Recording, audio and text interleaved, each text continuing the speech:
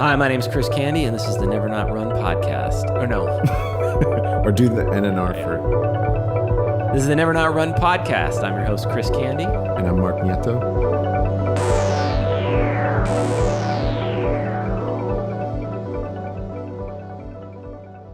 Okay, we're back. Episode 17 of the Never Not Run pod. Today is, boy, do we have a treat for you today. We have Bill Maeda on the pod. Bill, you may have seen his Instagram page. He is a personal trainer who's based out of Hawaii. But man, this guy has, just one look at his page and it's hard not to be impressed and blown away by just what he's doing at his age. And he's been an inspiration to us. Yeah, a friend of mine put me on to Bill and his Instagram channel, and I've been really into kettlebells and weightlifting and pull-ups in conjunction with like running for all these years, and I've just never seen anyone train in his way because it's really fluid. It uses the whole body.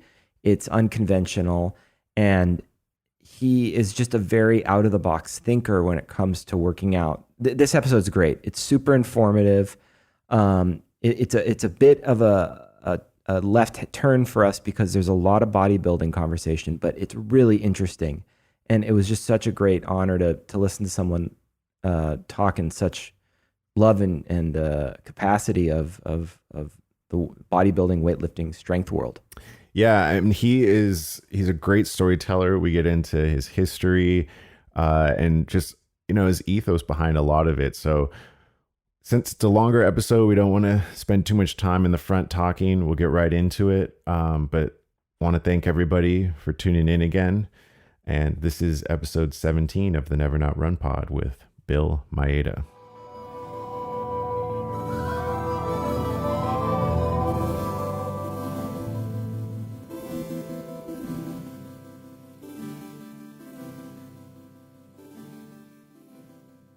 All right, we're back. Mark, this is episode 17, correct? Am I right there?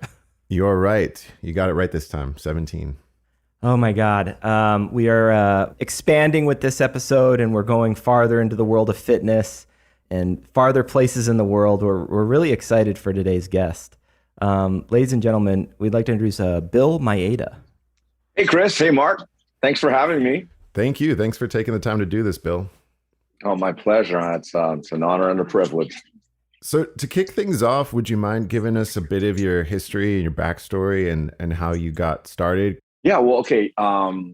First off, I'm a personal trainer by trade. It's all I've ever done. Aside from working at McDonald's when I was 15, this is the only thing I've ever done. It's not a fallback plan for me. I actually started training when I was age 10. And my inspiration at the time was, like a lot of guys from my generation, those old Bruce Lee movies. I remember, I think it was Enter the Dragon and all those things that came out in the 70s, or at least I saw them in the 70s. There was a scene in one of those movies, Game of Death, I forget, where he's without a shirt. He has these claw marks on his chest and he's got these nunchaku and he's just moving those things. And besides this, I'd never seen a weapon like that, but the way I was watching his muscles, especially, I didn't know what they were called at the time. He had obliques, and that's kind of my thing now, but those oblique muscles he had and just those cross striations across his pecs. And he wasn't a big guy, right. I'd never seen physicality on that level. And that's what just set it off for me. I just got a 1.5 foot length of chain that I found in a garage, and I started using that as an nunchaku, and it just beat the hell out of my hands. But I didn't care, and I started doing push-ups, and just mostly push-ups and sit-ups because that's all at age 10 I could think of doing, and started from there. So I've always I never was really, later on in my teens, Schwarzenegger and all those guys, Sure. Stallone, Van Damme. In the 80s, they became just huge, right? But and I guess, my natural structure was just, I'll discuss this more in detail later, but I guess I just had a types of genetics for a more muscular build, especially for an Asian guy. I also was taller than normal for Asian guys of my generation. So, but I was never really inspired by bodybuilding, even though people thought that that's what I was into. Martial arts, the functionality and the athleticism of martial arts are.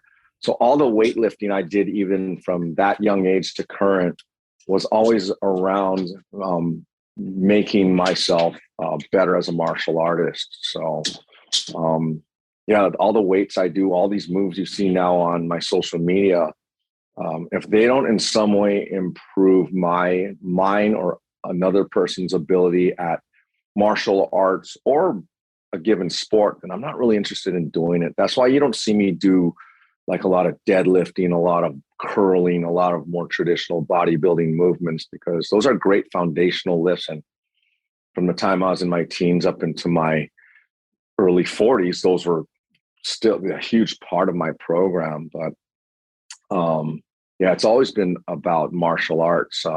At the time, kickboxing was all we had up until the early 90s, when then the jiu-jitsu came around. I was lucky enough to meet Helson Gracie, moved to Honolulu in the early 90s. And shortly after, I had the privilege of being able to train with him a little bit. And just so people know up front, I am not a martial arts master in any way. I don't have high level belts. I never really got involved enough in any given martial arts to be ranked in anything. And I never represent myself as that. You know, I'm a student and a very novice one. As long as I've been studying martial arts, I kind of like combining my weightlifting and my movements with applications to martial arts. But it sounds strange, but being really accomplished as a martial artist itself, that wasn't really my thing either, because I have this shared love of the weights and the various modalities. That's where my true passion lies. And I test the effect of those methodologies in martial arts. But the average guy could just whip my ass in boxing, kickboxing, jiu-jitsu. Yeah, I never want people thinking like I'm some kind of a badass, because I'm just a student. Yeah, that was something I noticed in seeing your posts, and that's how I came to know about you, was through Instagram and the power of that platform. But the movements and on a personal level, I've been training kettlebells and lifting, and we're both runners, but I've been doing that for some time. But the fluidness of the movements, the creativity of the movements, it uses the whole body in such a specific way. And even yesterday, before I was prepping for this, I finally tried out one of the movements, which I don't know the name of it, but it involves. Yeah, I saw that. It was great. I posted or reposted that story to my page. That it was the kettlebell orbit lunge. Now, did you invent that? I would have. Well, okay.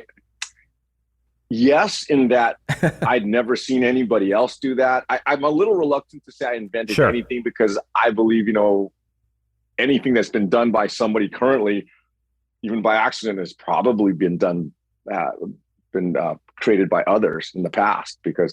But I came up with that during the pandemic. I started my whole social media journey, I guess, in 2020, because I'm a very low tech guy. I'm not I barely do email properly. And so social media was not something I was doing at all. I didn't consume social media. The only thing I knew about really was Facebook, because I'm kind of old, and and I didn't post. And I just used it to keep up with just to connect with my classmates. And I barely looked at that. But during the pandemic, I had, like a lot of people, I had some time. And I was working with clients on Zoom, and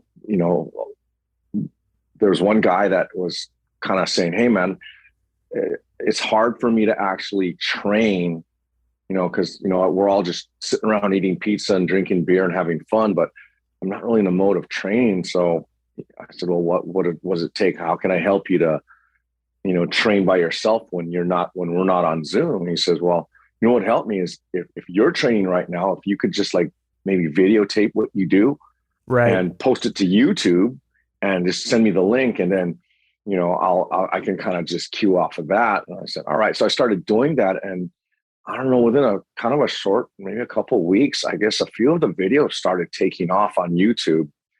And I went from having, I don't know, just a couple hundred subscribers. It grew to about 30,000 really fast. Wow. And at that point, I have a teenage daughter who was kind of really amused by that. So then, and I had been posting on YouTube for well over a year, and I'm really kind of shy, especially back then. I didn't Sure. speak.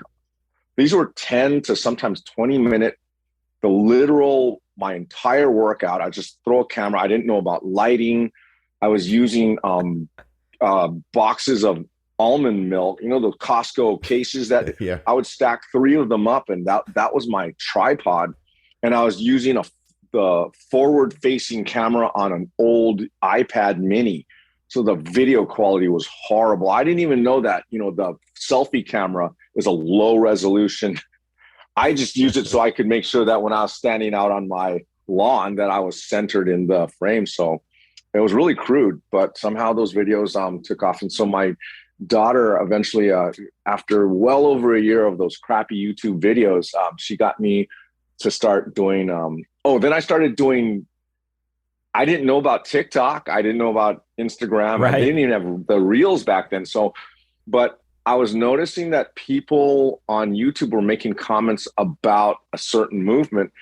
And so I just thought, well, why don't I make it easy for them and just clip just a few seconds of the best part of that video and post that to YouTube. So I was doing YouTube shorts before they actually had YouTube shorts. Okay.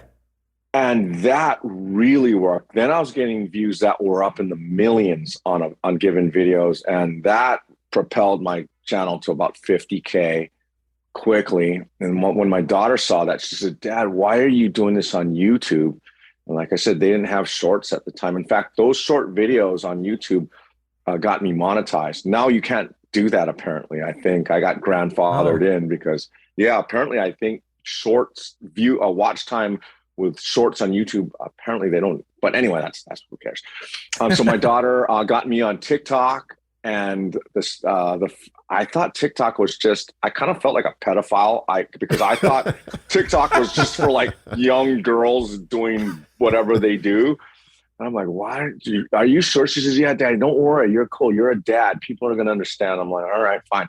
So the first video I posted was me shooting this rubber bear with a bow and arrow. I was on a vacation on an outer island, and I thought it was such a joke. I said, well, we'll just see what happens. And then so I shot the rubber bear with a bow and arrow, and I got like 12 views. And then she said, come on, get serious. So my second video was similar to a video I just recently posted where I'm holding a couple of kettlebells on my feet and I'm doing a pull-up. Yeah. And that second video I posted to TikTok just blew up to over 1 million views like that day. And my account started growing by rapidly from that. So I'm like, oh, I like TikTok. So I started just and I train every day. My thing is, back then it was 10-minute workouts doing 1 to 2 exercises, the best that I could. And I only had 10 minutes to get it done. And then I'd clip a little piece of that. So I started putting that on TikTok every day. I was just uploading a few seconds of whatever I did. And my account, I didn't realize this, but my account grew to 1 million rather quickly. And I just assumed that it happened rather easily. So I assumed, okay, this happens. TikTok, everyone gets 1 million followers on TikTok. It's a very accommodating platform. But from there, people were asking if I have an Instagram. So I actually had to ask my daughter, what is an Instagram? And she's like, God, Daddy. All right. So she got to set up an Instagram for me. And then that started to kind of, from TikTok, I guess people started going, because TikTok allows you to actually link your Instagram and your YouTube from your TikTok account. So people my Instagram started growing, and I didn't know what DMs were. So I went for months and months and months on Instagram without checking a single DM. And when my daughter found, yeah, I said, what is a DM? She's a direct message. I said, why don't they just call it an email? I mean, that's the level of it. I Right, mean, right. that's so anyway, yeah, and from there, I started kind of like cluing in, and then people started approaching me with various, I guess, brand deals and offers, and then I understood the value of these platforms.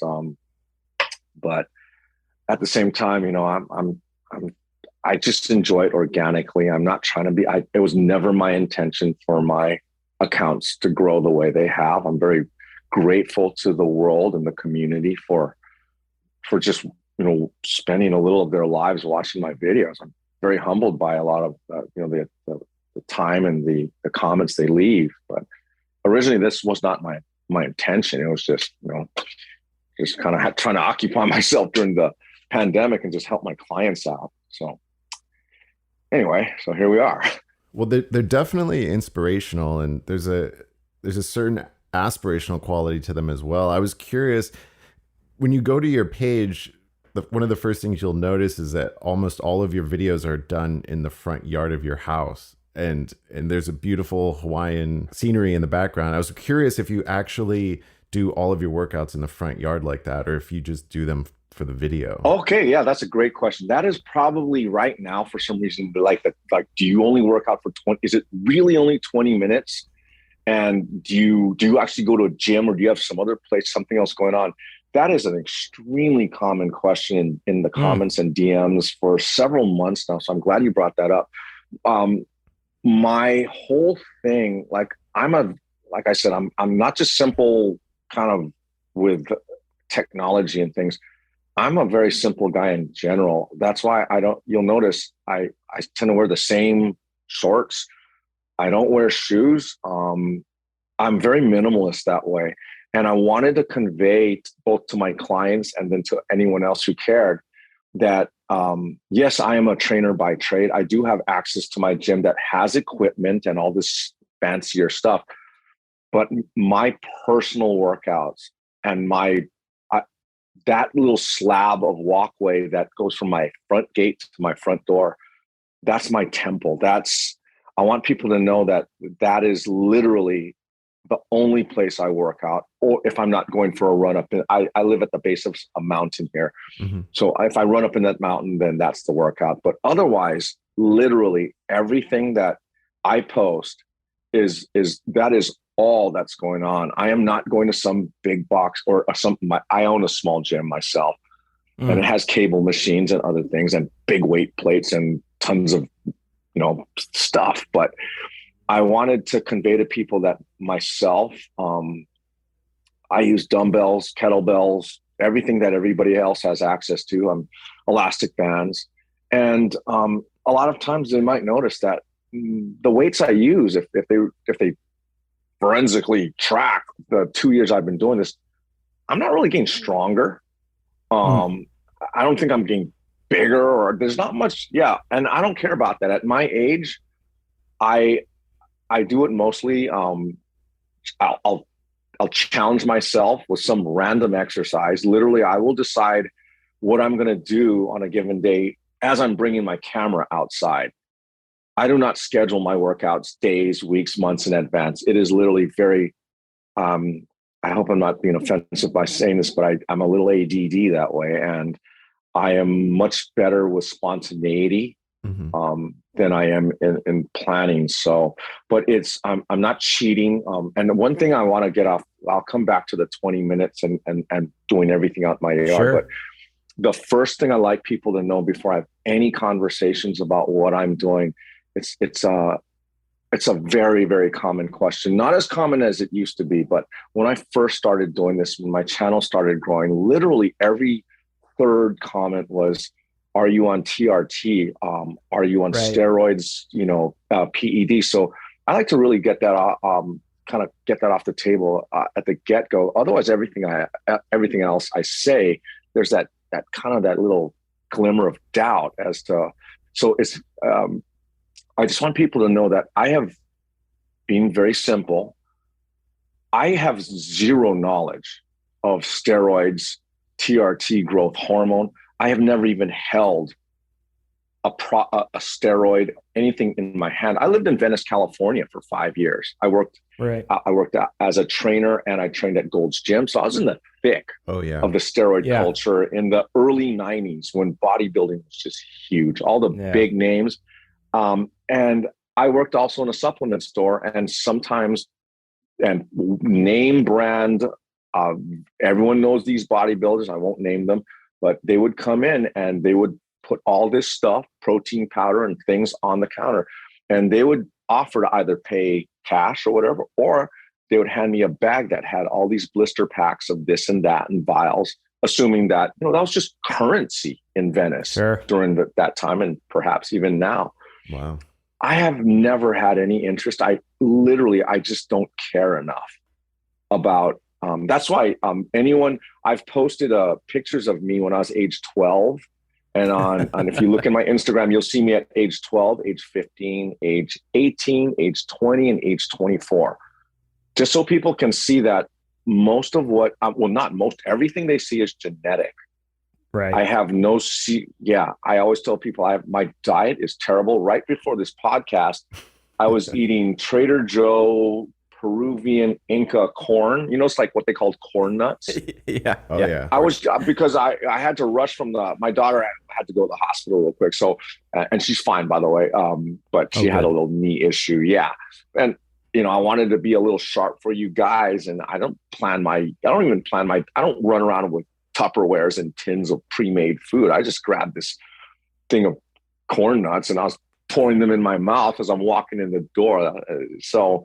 But yeah, good. I have never used steroids. I've never used anything. The probably the most fringe thing I used in the 90s was they had what do they call it? Ephedrine or Ma Huang. Remember that was when it was legal, and I would take a few of those before I'd go to the gym, just like everybody did.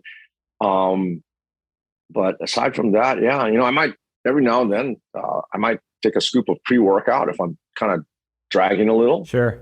I'm a big fan of coffee, but that's same here. That's it. So are we. I want people just I met my wife as a barista in a coffee bar. She was working as a barista there before me, and coffee, I'm a big fan. But yeah, drugs and all that, no. I just I'm honestly I'm a kind of a chicken of that kind of thing. I don't even take. Even when I've had surgery, for my certain orthopedic, I also had cancer where they removed a foot of my colon. That was 10 years ago. They give me pain medication. I don't even take those. Right. I don't take aspirin, ibuprofen. If it's, when I was younger, smoked weed, took LSD, mushrooms, that no problem. And that was back then. I don't do that now. But for some reason, anything pharmaceutical just kind of freaks me out, and I just don't have an interest. Yeah. So, but yeah, and also with the 20-minute workouts that I state that I do on my bio, that is not something that I'm necessarily recommending to everybody. That is simply what I'm doing. If you are young, and you're just kind of starting out, you're trying to build your foundation, I'd recommend you just do what has been proven to work. Hour and a half workouts, the heavy deadlifts, squats, cleans, bench press, pull-ups, push-ups, and running. Those are my foundations of my base from the time I was in my early teens up until the time I got cancer. And then after the chemotherapy, I think changed things a lot for me. I mean, I would go on Monday for about 3 to 4 hours of chemo in the hospital, and then I'd leave for the next 3 days. So Monday, Tuesday, Wednesday, I wore a belly pack that had a valve that was attached to my left shoulder, and it would pump chemo in me for 3 days straight. Jeez. And that, I believe, it's to this day, I have neuropathy in my feet, in my fingers and my toes. Kind of like diabetic toes, they burn. I don't have diabetes. But it's just that it damaged my nerves. and it affected my metabolism. So my recovery is not what it used to be. And I'm sure being my age, I'm currently 53, that by itself, is significant. But it's just 20 minutes is what allows me to recover so I can competently go out the next day and do some random activity. And regarding the randomness of what I do, because actually when I was younger, I groomed myself to actually be a soldier. And so a lot of that, I wanted to be in the special forces, just like every other kid in the 1980s, watching all that Green Beret and Navy SEAL stuff. And I knew, and I'd buy Soldier of Fortune magazine and Gung Ho and all these magazines that I don't think exist anymore. But it was the main gist I got was, you take whatever you got, no matter whether you know how to use it or not, whether it's ideal, whether it's broken, no matter what, you take it and you make it work. And you have to be prepared for any situation, any scenario. And to this day, it's not what I recommend to people building their base, but that's why one day I'm jumping up and down with burpees. The next thing I'm doing yoga. The next day I'm doing some, single arm, slow, one arm deadlift, because I've answered people in the DMs and I've said, life comes at me randomly. And so that's how I structure my training. Right. But that's after having spent a few decades building a foundation. And I did it more traditional, where I never did that sophisticated, more the periodized training where, I'm psyching and I'm scaling back. I would just go in and blast myself and then go and eat a bunch of food and then do it again and do it again. There wasn't much, I'm not a real big science guy. But after building that base, and I also found that this kind of random, short practice of various movements, it keeps me interested, because like I said, even though I'm a trainer and you'd think this is my industry, I'm just like everybody else. If I don't train every day, and if I do that, train one day or 2 days and take a day off, that day off turns into 2 days off, and it turns into 3 days off. And next thing I'm done. So because I know myself, I have to train a little bit, or I don't even call it training, it's practice. I will practice a skill. So when I say practice, that means I don't take any of these things to max. Every now and then you might see me struggle with something, but that'll be probably the last rep you see that I would do on that workout. It's not like I'm doing another struggle rep and another. So to me, if I'm sore the next day from whatever I've done the day before, that kind of was a little bit too much. That wasn't a good thing. I don't consider that, for me, a good thing. Yeah. So I want to practice as perfectly as I can, but still be able to come back and meet whatever challenge that I'm going to give myself on the next day. I think I've heard that too nowadays, that I don't want to say it's a trend, but I think there is more information out there in regards to shorter workouts. Because oh no, this is far from unique to me. Yeah, a guy named Mike Menser, one of the great old school bodybuilders from he was from Arnold's time. He was I think the first guy that introduced that concept to me. He had that high intensity system of like literally doing 1 or 2 reps of bench press after you've kind of warmed up to that max weight, just doing 1, maybe 2 reps per set, and maybe a couple sets of, and then doing that with your squats. And at the time, man, it was very controversial. Yeah. That because it was told, it was all volume, it was isolation and squeezing and all that other stuff. And then later on, Pavel Tsatsouline. I got certified as an RKC in 2007. And he also, he's greasing the groove, meaning, especially with pull-ups. If you suck at pull-ups, and I certainly did, as do a lot of people, he said, don't spend a workout trying to do sets of pull-ups. Hang a bar in a doorway. Every time you go into that doorway, do 1 rep. And if you can't even do a 1 rep, do a quarter rep. Yeah. And just keep doing a quarter rep. And by the end of the day, you might have got 30, 30 something reps, but just one at a time. And it's easily digestible. Your nervous system and emotionally, you can keep coming back to it. So Pavel, I think, made a big difference in the fitness industry that way. And the RKC, and that's where I got into the kettlebell, was through Pavel. That's the most, I think, of America and the world. Sure. And then more recently, he's an MMA Jedi. I think you guys know Faraz Zahabi. I'm familiar with Faraz, yes. Oh, he did a podcast with Joe Rogan that I have downloaded and saved, and I listened to it.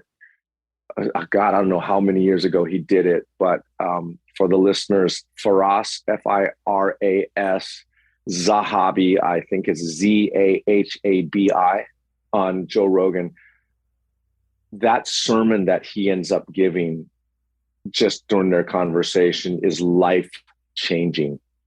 And I can't recommend that podcast with Faraz Zahabi enough. It is just, to me, it's like church listening to that interview, and the way he stated low volume, especially for martial artists. Right.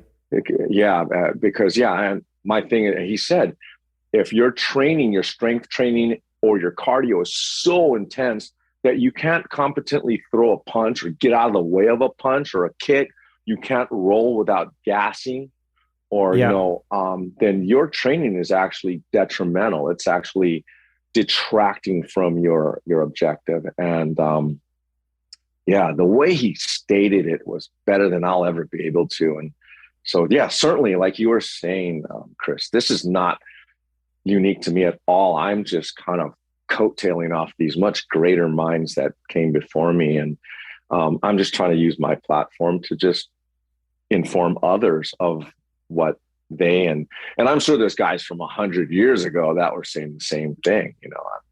It just, history repeats itself. So, Bill, let's talk a bit about where you're in the world and where you live and your history there, if you don't mind. And you said you lived in Venice, but you're currently in Hawaii, correct?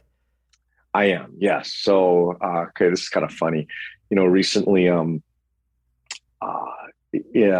Kentucky, in Louisville, Kentucky, they were very unfortunate. They had terrible flooding there.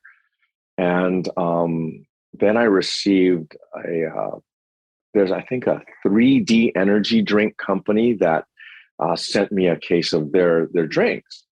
And I noticed from the tracking information, they were located in Louisville, Kentucky. And so I DM'd them. I said, hey, I hope you guys are okay. I want to thank you for sending these wonderful drinks to me. They really are great. But just a fun fact, I was born, my brother and I were both born, of all places. I'm pure Japanese by ancestry. And my parents are both from Hawaii, but my dad was in the service at the time. He's a doctor. He was an ophthalmologist. And for some reason, they were in Louisville, Kentucky, when my brother and I happened to enter the world. So that's actually where I was born, of all places. So I wish them well. Apparently they did okay from that flooding. If you're from Louisville right now, I hope you're okay, and I hope everything worked out well for you. But they moved me back to Honolulu, where I currently reside, when I was 2. So I might as well have been born here. I certainly don't remember anything about Kentucky. And I've been here ever since. I went to a private school called Punahou. And since we're kind of going into that, I just want people to know, because I get comments. They're very flattering, and I'm very grateful. And people say, like, you're a badass, or man, you're a goat, or whatever. And or I would hate you to punch me, just funny things. Or like when Bill doesn't lift weights up, the world gets pushed down. Just the funniest comments, and what? And it really kind of, just funny stuff. And it really triggers a lot of imposter syndrome in me, because, of course, all the guys that I currently or used to idolize that are online, like Jocko Willink and Joe Rogan and all these manly men, these dudes, Cameron Haynes, The Rock, they all have these crazy backstories like WWE. They're ex professional athletes. They were Navy SEALs, special forces. They have, Sure. and I am the most normal, not, nobody ever beat me up. I didn't grow up in a rough place. I never got bullied in high school. My parents loved me. Um, Right. it was just, everything was super. And I want people to know that, I'm just a normal guy. I don't parallel park my car very well. It's just a lot of, I'm a normal person. Right. Of course. And Yeah. I get nervous doing returns at Target. It's just normal stuff. But yeah, I've Sure. been in Hawaii, so I went to Puno school, and it was a great place for me. And then I tried to apply for the military after I graduated in 1987. Now, when I was playing high school football, I injured my shoulder, and actually required my right shoulder. Back in this time, they didn't have arthroscopic surgery. So they literally had to cut like a big 5-inch hole in my shoulder and put screws in there to keep my shoulder together. And that was called a Bristol procedure. But when I applied for the military and I wanted to go into the special forces, that procedure actually disqualified me permanently. Oh, wow. They said, even if we have a draft, that procedure is a no-go. Wow. I also learned later on that, the guy, Chris Kyle, that American sniper guy. Yeah, of course. Yeah. He also got rejected for the identical surgery. It's just that wow. he was a little more resourceful than I, and went to a different recruiting office and lied about it. But for some reason, when I went for my MEPS, I think that's what they called it, that medical screening process, they had my records in hand already. And so I was, and that after that happened, then shortly thereafter, I met my wife, Leslie. She was just my girlfriend at the time. And we moved to Venice, because I figured, okay, well, if I can't be in the military, this bodybuilding and this weightlifting thing it was going off in the early 90s. So, yeah. And I would watch those movies with Arnold Schwarzenegger, Pumping Iron and all that. And Venice looked like magic to me. I think other people have said the same. But, that Muscle Beach thing, that was cool. That was not my thing. I was kind of too shy to actually go. Plus, I might have weighed 220 when I got out there, which for a Asian guy who's about 6 feet tall, that was pretty big. But once I got out to Venice, man, I didn't want to take my shirt off much at all. Cause there were guys, Paul Delay, just everyone, Gary Stridham and Rich Gaspari. You just see them walking down the street, and Lee Priest. I just see those guys all the time. And then I decided, okay, well, and I was not willing. I had lots of guys saying, bro, if you just take a little bit of this and a little of that, and I'll help you, then you can be, and because you're Asian, there would be no one like you. And I was about as tall as, I remember I met Mike Christian, and he was one of the taller bodybuilders. And when I met him in person, we were eye to eye. Wow. And I was like, oh God, because I thought he was like 6'6" the way he looked in the magazines. But for a bodybuilder at 6'1", and I was a little taller than I am now, because I guess aging and everything. But yeah, and not him, but there were a lot of guys that saying, man, you just take a little bit of this, a little of that. Right. You'll be in the magazines. But I don't know. That just didn't appeal to me. But I spent 5 years in Santa Monica, in the Santa Monica area. And I trained, I learned a lot, as much as I could. But then eventually my wife decided we're getting kind of up in I was approaching 30, and figured we got to get married and start a family. So we moved back to Honolulu when I was about 30. That was about 2000. Right before 9/11. Yeah. And I started working at 24-hour fitness in Waikiki. And shortly thereafter, I got a really nice client base established. And once they eventually wanted me to start training them in their homes. So I eventually left 24-hour, and then started just my own personal training business, going to people's homes or meeting them in parks because I had no money and I had no place to actually, rent for myself. But I built the business up, and eventually I got where I currently am in a place called Kapahulu, which is just right outside of Waikiki. So Yeah. and I've been there. What's the name of your business? 20 years now. Fit Pro Hawaii. So yeah, Fit Pro Hawaii. It's kind of a little bit generic sounding, but it was the best. Back when I was trying to, it was, well, here's the thing. I had other cooler names that I was trying to go for, but when you're going on GoDaddy, and even the most obscure name you think, like, no one's going to have this.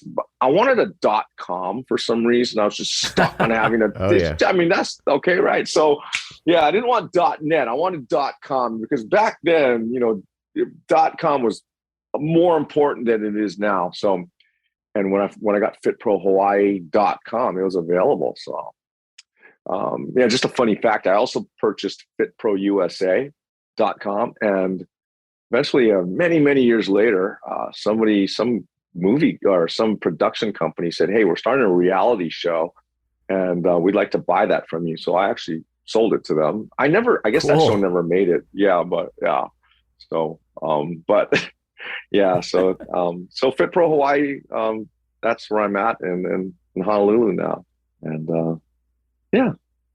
What's your opinion of the fitness weightlifting space nowadays? Do you think it's gotten better with people having more access to social media and YouTube like that, or do you think it's actually harder for people to get good information nowadays? That's an interesting question. Okay, no matter what the topic, there is so much information available. It would be natural to think that with the availability of information out there, that no matter what industry or discipline you're in, that it should come up. But at the same time, I guess it's confusing, and it dilutes a lot of what I feel. I think in a way people have moved away from that basic foundational lifting, like the stuff that Franco Columbu, Arnold Schwarzenegger, and guys that even came before, like George Hackenschmidt and all those the guys that Arnold and Columbu modeled themselves after. That raw, just balls to the wall kind of, there weren't a lot of lifts. And I should talk because I'm throwing down every variation of the basic lifts and stuff. But I try to keep, even though the stuff I do might look a little what's called unconventional, I really try to adhere to that basic, especially with a single arm suitcase deadlifts, or that the grip strength. Grip strength is I don't think people even train that much for it anymore. The way, right? Things like having strong feet and strong calves, because people are truly puzzled as to why I train barefoot. Which, when in Hawaii, especially everywhere, you're either wearing what we call slippers, or what on the mainland is referred to as flip flops. And slippers, back when I was growing up, that's formal wear. Oftentimes you'd see people in the mall just walking around barefoot, and I've always been barefoot. And so I think people have there's a lot of confusion. I know CrossFit received a lot of criticism back when it was really just going off, but and I'll be honest, when CrossFit hit, I guess in 2010-ish, 2012, whatever, it crushed my business a good amount. I lost a lot of clients to those CrossFit boxes, but I had been following CrossFit years before it ever became a mainstream thing. And I thought the website was extremely helpful. The information they gave away for free, and their adherence to just heavy, and stacking those things. Maybe Olympic snatches done for time and then stacked with something else. Perhaps that might not have been the best thing for a lot of people, but the way CrossFit did things, I kind of missed that in a way. if it, tempered with maybe spreading out that work volume and paying a little more attention to rest intervals. But as crazy as and as much criticism as it ended up getting, I think the current state of the industry is, I'd say, probably a little soft, a little, and a little bit diluted. Sure. Because I don't consider what I do. Like, there's some guys, I'm going to just shout them out. There's a guy on Instagram who goes by Atlas Power Shrugged, Strange Grayson,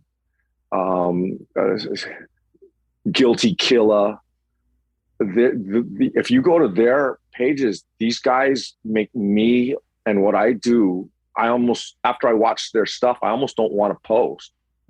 They are strong. They are strong beyond words. I mean, right. Another guy, what is his? Wandering Girovic. He's a kettlebell guy. I'm happy if I can do a side press with a 24 kilo bell. I mean, that's a big day for me. Oh yeah. He is side pressing 56 kilo. I mean, bells that I didn't even know they made. And all of these guys, Strange Grayson, side pressing 200-pound kettlebells or bar, just insane. Atlas Power Shrugged, single arm deadlifting, well over 500 pounds. Zurcher. In jeans too, right? In jeans, man. And these guys those are my heroes on social media. Okay, I make no bones about it. What I'm doing, people say, "Whoa, you're a savage, you're a beast." I'm like, and I'm very grateful and very appreciative of those comments. But the fact that people think I'm a beast indicates to me that there's a slight disconnect or misunderstanding between what true, raw, heavy training really is. Because I'm a 53-year-old guy who I have a little bit of a metabolic, I guess, limitation from being kind of older, and I guess the chemotherapy that I'm going to blame for a lot of my shortcomings. But yeah, those guys are the beasts. Guilty Killa does stuff. That guy does heavy stuff in ranges of motion. Like, he'll do a single leg overhead squat with a load of kettlebells that I couldn't do with two hands. And here's what's cool about him. He is, if you look at his build, he's thin. He appears lean. He looks like a killer, but he's not yoked and he's not big. Neither is Zach from Wandering Girovic. He's a tall guy. It's unusual. I think he's 6'3" or 6'4". Yeah.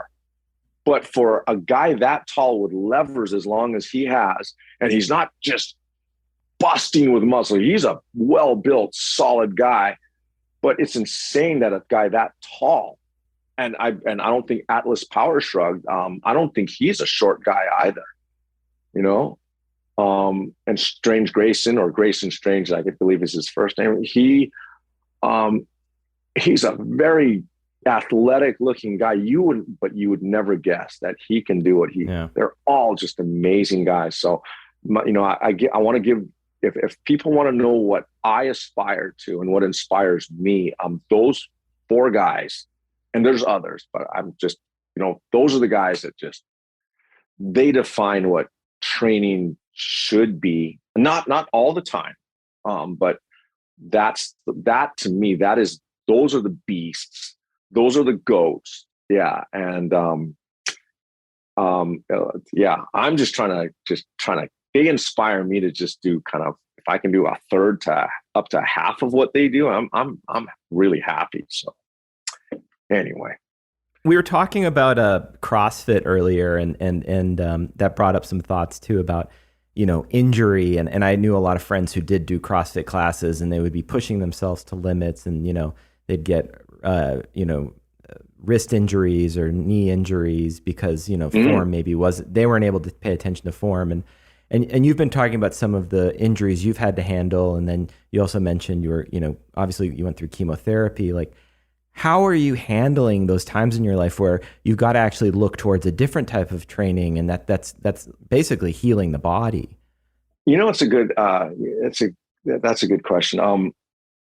From the time I was in my early 20s, well past my chemotherapy years, basically up to 2020, I had accepted that because of what I do, that lower back pain and sometimes instability were just kind of just part of the territory. It's just an occupational risk. There were times, I don't know, have you ever like hurt your back in a way where you're walking around and it's like you're crooked, like your shoulders are kind of pushed over to one side and you're like kind of bent? Sure. Oh yeah. Okay. And that I would have that every now and then. That just became normal. And there were days where, well, my clients are listening. I would literally have to put on a Velcro weight belt underneath my shirt, super tight, just so I could show up at work and pick up plates and load them onto the bar without, just dropping like I got hit with a taser. My back was very unstable. So during the pandemic, in case people are wondering about what's all this one-sided, asymmetrically loaded or kind of circumductive midsection work that I do, I did that a lot of times to work around my injuries because my knees are also pretty trashed. My left wrist is kind of bone on bone. And my low back was just hit and miss. But during the pandemic, when I really because it's weird, oftentimes people would look at me picking up a 200-pound barbell. Even my dad, he would literally call me after he'd watch some of my videos and very concerned. He'd say, Bill, you have a little bit more or a good amount of life left in you, and that make sure you don't hurt yourself. And I told him, man, I am way more likely to, if I take a 200-pound barbell on one side of my body and I suitcase deadlift, my risk of injury, at least for me, I feel is much lower than taking, say, a 300-pound barbell in front of me where I'm centered on that thing. It's symmetrically loaded and I'm trapped between that weight. And yeah, I can pull that thing even if it's too heavy and lean back and something will snap. But if it's all on one side of my body, what my dad and maybe others should know is that the opposite side of lateral compartment of your body as well as hip. It's either going to be able to carry that or not. If you can't handle it, you're not going to find out at the top or on your way down when something snaps. You just won't be able to move it. Right. And to me, there's a safety valve built into asymmetrical lifts that is not there. If you got a big, heavy, evenly loaded squat bar on your shoulders, you are literally trapped in that. And if you wiggle left, wiggle right, bam, so to me, the conventional lifts posed much more hazard and risk of injury than did the asymmetrical loads, despite what they look like. And here's another principle that if I can just whatever listeners will take this to heart, I promise this will change their lives, not just their weightlifting and their athleticism, but their daily function. I tell my clients to look at their midsections like a box, and everybody's doing sit-ups, crunches, and leg raises for the abs and the six-pack. And everyone's doing glute hams and back extensions and RDLs for, the erector or the extensor compartments and muscles in the spine. But and that's great. But a lot of those people are doing those to cure lower back issues or lower back pain. And that's prescribed in a lot of, websites and PT environments. But if they start becoming, or if they can take some of their energetic budget that they're putting into their six pack and their back extensors and start spending that on the obliques and what's called the QLs and basically the lateral aspect of your core, then you're going to have a box. Instead of having a box that has a strong front and a strong back, but wet cardboard on the side, you reinforce the lateral compartments of your core. You start putting things on one side of your body that are trying to bend you to the side, and you're going to use the opposite lateral core to prevent yourself from being bent. Because oftentimes people try to train their obliques with movements, and I found I get much better results when I use my oblique and lateral core to prevent movement of the spine, what they call anti-rotation or anti-lateral flexion. So Right. yeah, I mean, it might seem to make, because some people said, hey, when can you put a barbell at your side, bend to the side, and without using your legs, lift it off the ground? I believe, no, I would not do that. That to me is a good way of perhaps hurting yourself. What I do is I'll squat down, and as I lift, I'm just focusing on not bending laterally. And so if people can really fixate, and I'll use the word obsess, over strengthening the lateral parts of their core, they will now have a box that has like 4 leather walls. And that has, I don't have back pain. I'm old as I'm ever going to be. And my back now, my low back, under all circumstances, whether I sleep well, I go to a hotel bed that's sagging, doesn't matter. I'm bulletproof as I've ever been in my low back, much stronger than when I was in my 20s or 30s. And I believe almost all of that is because I'm now paying attention to building the lateral core. And I don't feel like there's enough awareness of the importance of building the lateral core. And I understand some people that are aware of that, they're afraid of getting thick abs or getting a thick waist. And I understand, like, okay, if aesthetics and looking sexy is your thing, then I'm not going to, then perhaps training your obliques and your lateral core, that will not be congruent with that goal. But I don't care about sexy midsection or whatever. I'm married, I'm a dad, and I got kids. I'm done with that. So the thicker my midsection, and just one guy said I have the most ripped love handles he's ever seen. And I took that as a great compliment, because when your obliques do grow, they actually extend beyond the hip bones. And they do appear to be like love handles in certain angles. But I took that as high praise, because before I used to have that little wasp waisty bodybuilder looking midsection because I wasn't training them. And okay, it might have looked cool, but that back that looked so sexy was also non-functional and constantly giving out on me and not serving me well. So I suggest to people that, there's always that choice between aesthetics or functionality. And I've always been a fan of functionality. Yeah. On that note, a lot of these exercises, I come into them through running. And so I was also wondering if there's any exercises that you could recommend for, this is a running podcast after all, but is there anything you could recommend for injury prevention for runners, or something that could help a guy like me get stronger for my longer runs? As when I was younger, and my desire to be a special forces operator, that never really died. So, after I got rejected by the military, I relegated myself to being a permanent wannabe guy. And so every now and then I'll take a 10-mile run up in the mountains here. It's called Tampa. It's just right next to me here. And I'm never going to be the fastest guy, just based on how I'm built and whatever excuses I want to throw. But when the Vibram I was introduced to Vibram 5-finger shoes back in 2007. Mm-hmm. I think there was a book that came out called Born to Run. Oh yeah. Of course. Yeah. Okay. You guys remember that. Right. And I read that, but I don't read running books. I was always reading weightlifting books and books on martial arts and Jeet Kune Do. But Born to Run, I think I read that, how many times? And there was all that, the Raramari. Right. And I remember, and back in Hawaii, back at that time, Vibrams were brand new. They were extremely expensive, especially to get them here.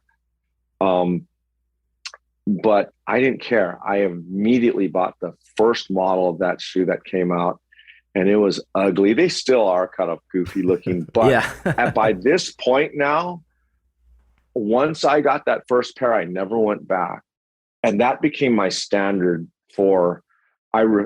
After all that stuff about how the built up, fancy running shoes with a pump up soles and the gel and all that. It completely made sense to me. So then my standard to this day, when I run in those Vibram 5 fingers. Wow.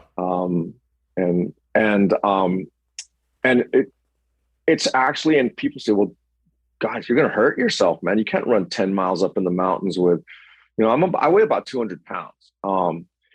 And so I'm not a light runner. My clients, everyone says, bro, is that good for you? And I'm not going to tell others what to do in that regard, but those shoes are like a governor switch for me. I cannot run. I cannot heel strike in those shoes the way I can in proper or traditional running shoes. And that's why I can continue to run that distance.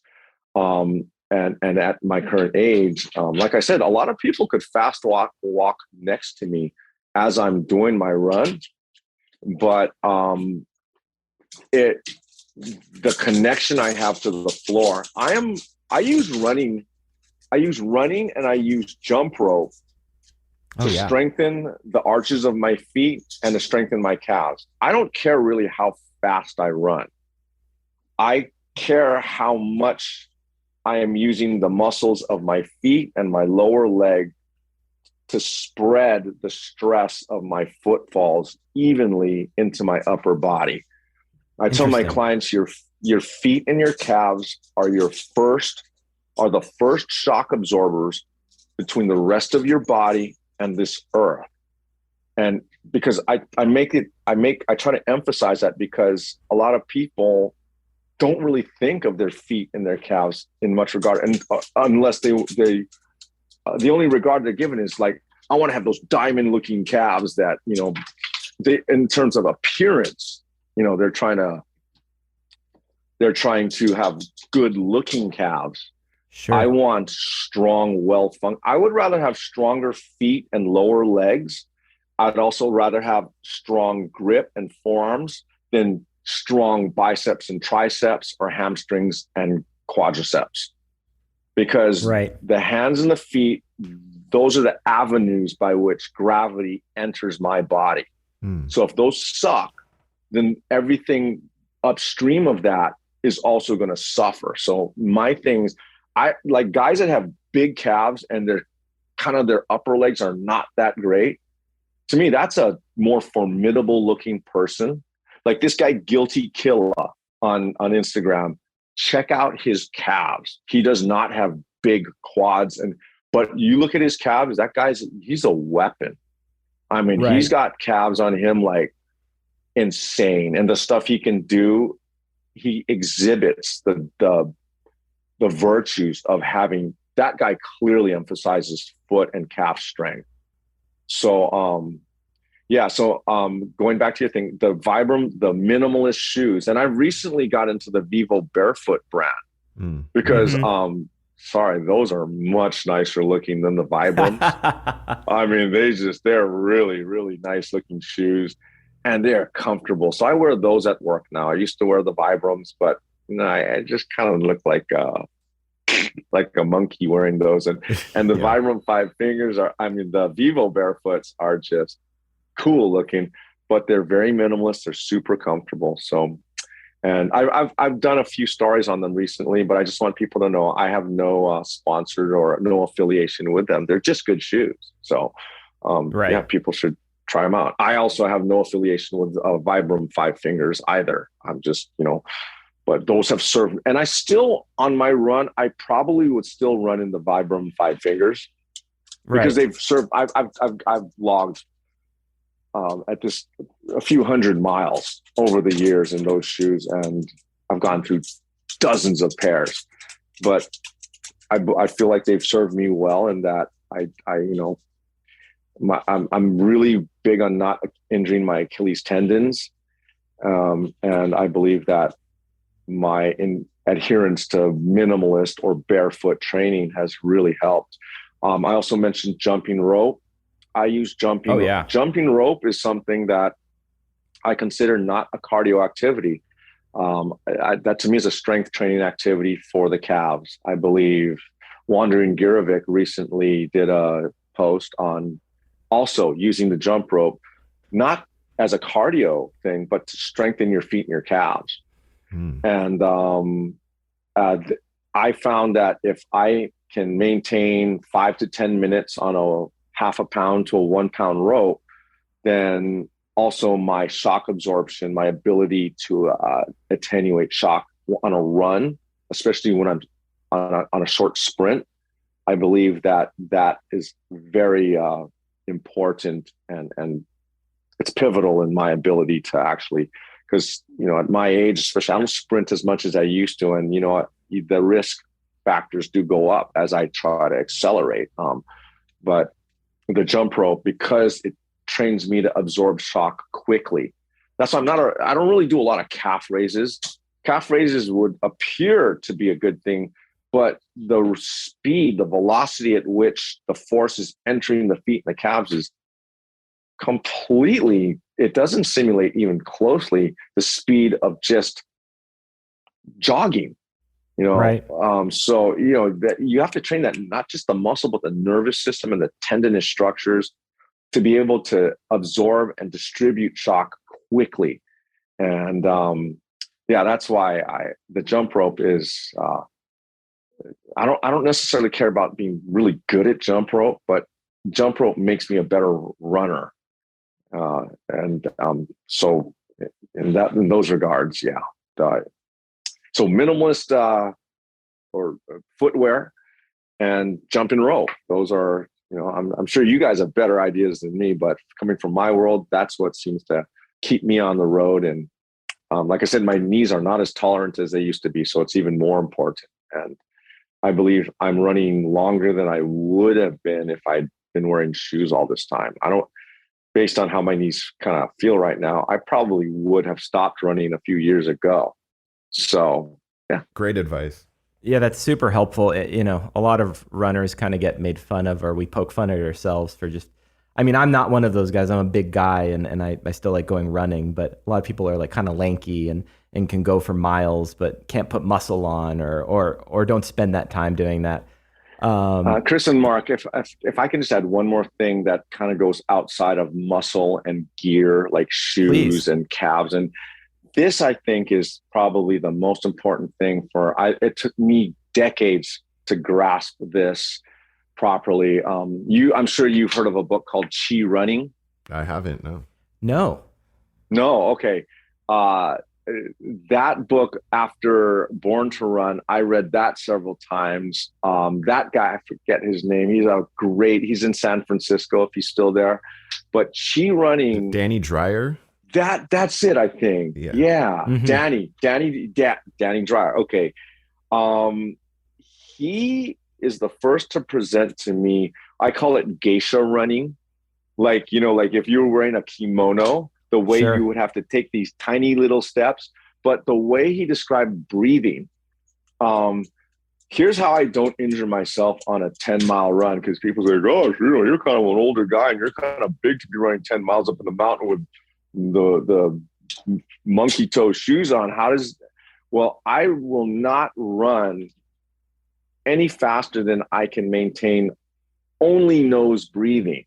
Uh-huh. So if I'm huffing and puffing, if my mouth is opening, then I'm running too fast. Mm-hmm. So because another thing more important to me than being able to even run well, more important than even my calves and my forearms and my hands and my feet, my breathing muscles. Mm-hmm. So my trachea, my intercostals, and my diaphragm. Yeah. Those are what I'm training on the run, because I'll never be a great runner. And I guess I should say I don't care. But I use running as a means to strengthen, not just the mind and the spirit and reconnect with nature, but to to really see if over the course of 10 miles, it takes me about 3 hours to run 10 miles up in that hill.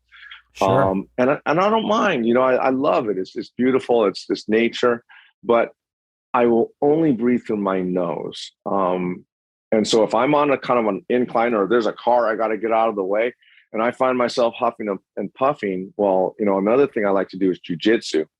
And so there's times in jujitsu and when I'm rolling and getting just killed, my thing is, I don't care about winning. Almost every guy in the class can beat me. My thing is, I got to breathe through my nose and stay as calm as possible until the inevitable comes. And what helps me with that is when I'm running, if I regulate my speed and my movement to my ability to only breathe through my nose, rarely do I end up sore or with a swollen knee after the run. And I also really believe it helps me to regulate waste products and lactic acid and things. So, yeah, that's a big one for me. Is being able I don't have an objective that's related to running itself, distance or time. It's how well I breathe during that run, whether it's a short run or a long run. My breathing is my top priority on that run. So, love that. Just wanted to add that in. No, that's great. It makes so much sense. I think there's a running coach somewhere. I'm forgetting who taught me this, but they fill the runner's mouth up with water and have them run around the track, and then they have to spit the water back into the cup, and it has to be the basic same amount of water in, match from the beginning, just to teach nose breathing, which is something I could be better at, to say the least. Yeah. I also have a mouthpiece that I wear at night that actually seals my mouth off. Oh. And it forces me to only, because I also have a little bit of apnea. Sure. Or according to my wife, a lot. And ask your wife that question. Yeah, but this thing is called a orthomandibular repositioning device. It just rolls right off the tongue. But what it does is there's a gasket that there's this bracket that kind of locks my teeth in a slight underbite. By the way, anyone that has apnea, they might want to look into this device. It is a life-changing, especially if they don't like the CPAP. This thing can but even if I didn't have apnea, I would still want this device because it effectively encourages me or forces me to breathe through my nose while I'm sleeping. And I wake up so much more rested now. That's great. Not only does my wife and my family wake up more rested, I wake up more rested. I didn't realize how mouth breathing and whatever associated apnea I had. I had no idea how that was really just intruding into my quality sleep. So yeah, that the nose breathing is big. My buddy Richard at Exit Comfort Zone, he talks a lot about that. He's a good-looking bald dude, and he oftentimes will literally put duct tape over his mouth in a lot of his videos. So, yeah, Richard at Exit Comfort Zone. He's a cool guy. Anyway, yeah. Well, Bill, we want to thank you again so much for taking the time. This has been so informative for both of us, so we really appreciate it. Oh, my pleasure. To wrap things up, we always ask our guests, what is their idea of a runner's high? And so, you mentioned you like to get out and do 10 miles, and maybe it's not with running, but in the other kind of exercises you do, where would you say you reach that flow state? There's no matter what I'm doing, every day is something different, but I always oftentimes I will select something according to what I feel like I haven't done in a long time and where I feel deficient in it. You seem to think that I'm going to choose what I'm in the mood for. Like the other day I did some pull-ups. I was talking about doing some pull-ups with some kettlebells hanging in my feet. I hadn't done pull-ups. I looked on my grid on Instagram. There were no pull-up videos for weeks. And I'm like, wow. And I realized I hadn't done pull-ups. And for me, I don't know about others, but if I don't do pull-ups on a somewhat regular basis, I just lose it. All Yeah. the training I put into it, it goes away.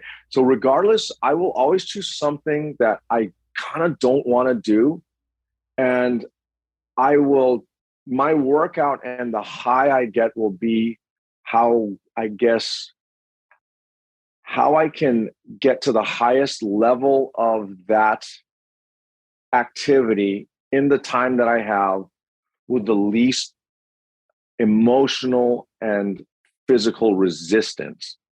So, 20 minutes is not, there's times where like when I'm bringing out my barbell to do a single arm suitcase deadlift, we're just kind of putting the plates down. My back goes, I'm just putting the plates on the lawn so I can get them on the bar. I'm thinking, and you want to try and pull 220 in one hand today? Good luck. And, the sun is going down. If people wonder, like, wow, that's a nice looking background. Well, I choose that time of day. I select that time. It's seasonal. So I can get that nice pink sunset. So I'm on a time crunch because I only have a few minutes of that light. So I guess it's not how hard. It's no longer about like how much pain I can take. It's how well I can construct going from just coming out of traffic, coming in, having some kind of a little shake or a cup of coffee or whatever, and then going from 0 to, we'll call it 60 with the least amount of grating on my gears. And the same with the run. I'm sure a 10-mile run in 3 hours, people are saying I can walk on my hands faster than that. But my thing is, if I can finish that in my minimalist shoes, breathing only through my nose, and one small bottle of water. And I don't recommend this, but sometimes I'll try to see if I can go the entire 10 miles without drinking that bottle of water. I do that because in an emergency situation, it's unlikely I'll have any water. And I need to know that I can go a distance that is considered quite long and not mentally need that hydration. I don't recommend that, by the way, but I will always build in some kind of a challenge to myself. The other day I was doing an orbit lunge with a 45-pound weight plate. Right. And that was a very difficult version of that exercise for me. I tore the skin on, where your big toe attaches to your foot. If you extend your big toe too fast and too hard, you can actually split that. I don't know if you've ever done that, but because the skin on my feet is kind of brittle because of the nerve damage, I actually did that. That sounds kind of gross, but it's sort of like getting paper cut right at the base of your toe.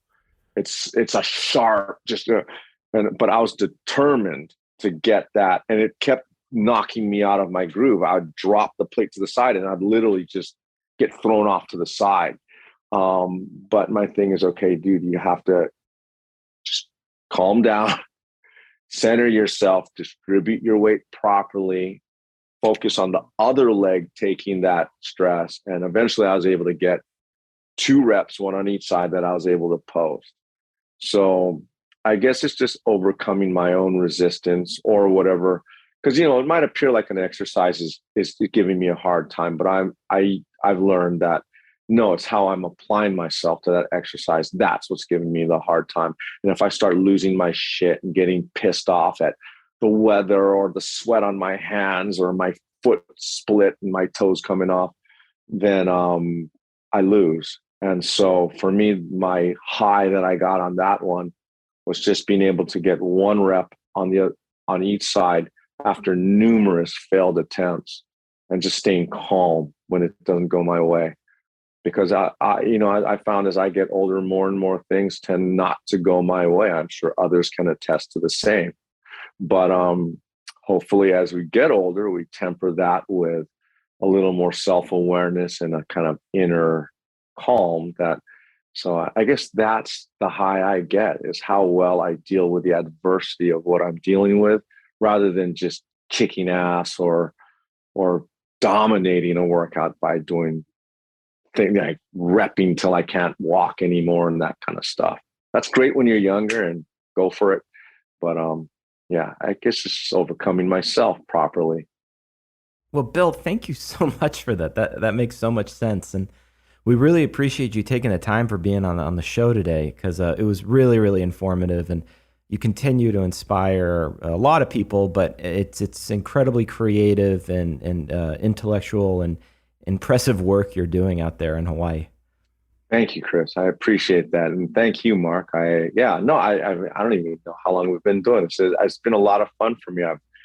I really enjoyed speaking with both of you, and thank you for the opportunity.